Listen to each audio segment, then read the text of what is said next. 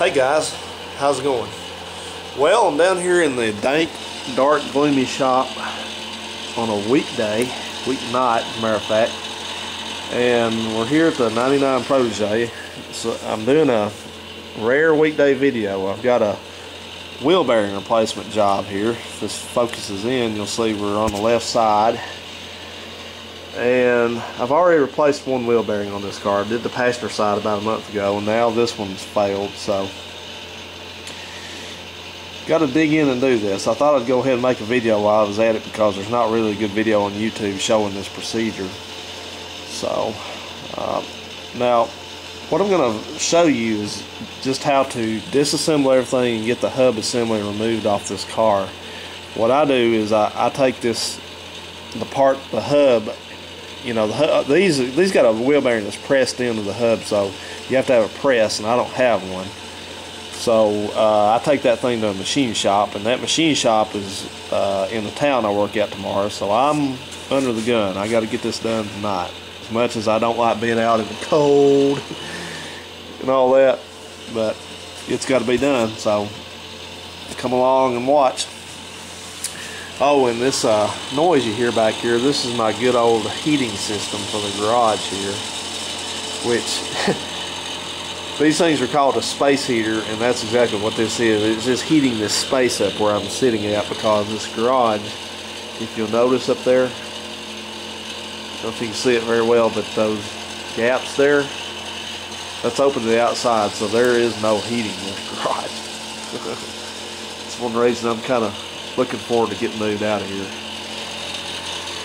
So anyway, let's get back on topic here. Do the best I can with this lighting. I have one of those good tripod lights over there, but I broke the cord on it, so it's not working right now. If you can hear me over this heater, I'll try to talk loud. There's two things that we need to do to start off with on this before we even jack the car up. I've got my 4-jack ready to go behind me here and the jack stand.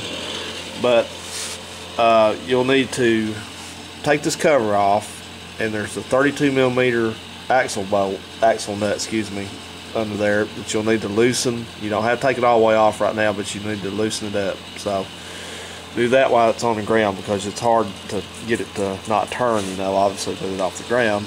And also, after you do that, you'll need to take your lug wrench and undo the lugs. Then you can jack the car up. So let's take this cover off here. I've got my screwdriver right here. Let's pop this little decorative cover off. It's just plastic. There we go. So up there, what that is.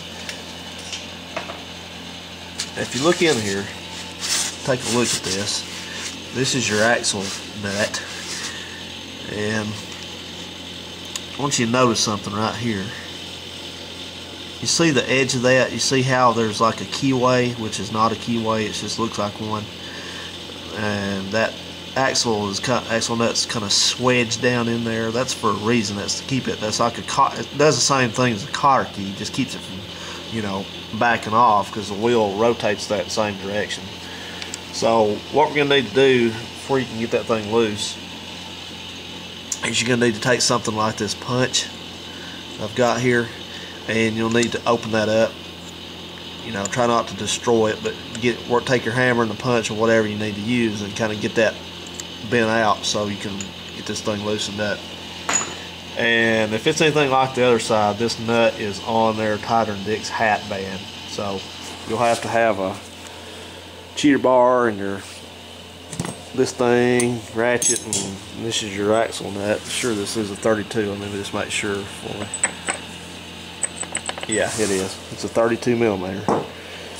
So, alright guys, I'm going to start working on that, and by the time I get back to this, I'm going to have the car jacked up and the wheel off and everything. So there doesn't need to be any explanation for that. Once you get that nut loose and just back it on off as far as you want to. You can take it off if you want, it doesn't matter. That axle, they're usually kind of stuck in there in the hub, so you'll have to work with it to knock it back out. I'll show you that. And also, when you jack this thing up, don't jack it up under the suspension. Jack it up under the frame of the car, a good solid mounting point or something under here. Let the wheel dangle, because you can't, the suspension can't be compressed while you're doing this. The wheel has to just hang loose off the car. You know what I'm saying? So, be back in a few. Let me get some work started here, and be right back. I wanted to show you my apparatus for breaking axle nuts loose. A big long, that's actually an old jack handle that came off one of those jacks that died. So, but I want to give you a word of caution on this. First of all, when you're doing this kind of work on this, be sure that you're aware of which way you're trying to turn the nut or the bolt or whatever. We're going to loosen this. Remember, lefty loosey, righty tighty. So don't go leaning on this thing the wrong way and wonder why you can't get it loose. And the other thing, more importantly, is you see this is a pretty long deal here, and it's kind of just a little bit unstable. So don't ever be under something like this, yanking on it, pulling on it with all your might, or be pushing it towards a mirror or something like this, because that thing slips, it'll take a mirror off. But much more importantly, if it slips and clocks you in the face, you're either going to the emergency room, you're going to see an oral surgeon, or you put an eye out or something. So don't ever do this dangerously. Don't ever try to pull it towards you, like have your face or your body or whatever in the way. But just push on it away, pull it, and have your legs kind of spread out, so if it breaks loose or breaks or something like that, you ain't gonna go ass over tea kettle and hurt yourself. So just take take whatever amount of caution you feel comfortable with, but do be cautious doing this. So, and this thing is on tight. I think the torque is like 198 foot-pounds of torque, somewhere in there. So essentially, it takes everything you got to get it loose and everything you got to get it back tight. You ain't gonna over tighten it. So, and I know some of you have a air wrench, and that's fine, but I don't right now, so we're just using manpower. Okay guys, I want to give you an overview where we're at here. I turned the heater off temporarily so you can hear me better. I got the wheel off and got the car jacked up, and this is what I'm talking about, where to jack this thing up at. You see I've got it jacked up back here on where the subframe mounts up, lower control arm, but I'm not under the suspension at any point. You don't want to jack up on the suspension. This thing is just hanging free here, because you got to take this sucker all apart. And next thing we're going to do is going to take the caliper off. You got two bolts back here on the back of it. Let's see if I can get in and show you here. See, there's one right there, and there's another. Where it is, right up here on the top, hiding up here. Here it is. It's up here. So you'll have to get these loose. These are, like I said, 17 millimeters. So just basically just break those loose, loosen them up. You can take this thing off. You need to get something and kind of tie it up to the strut so it doesn't hang by its hose there. It's just not good for it.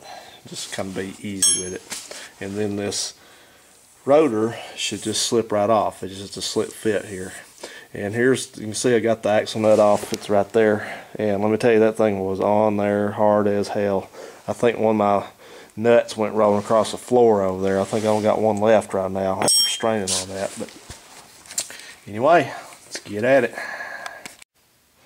Okay, once you get the brake caliper off and supported with a piece of wire, or as we say down here in the South, piece of war, you got the brake caliper, like I said, just the brake rotor just slips off here.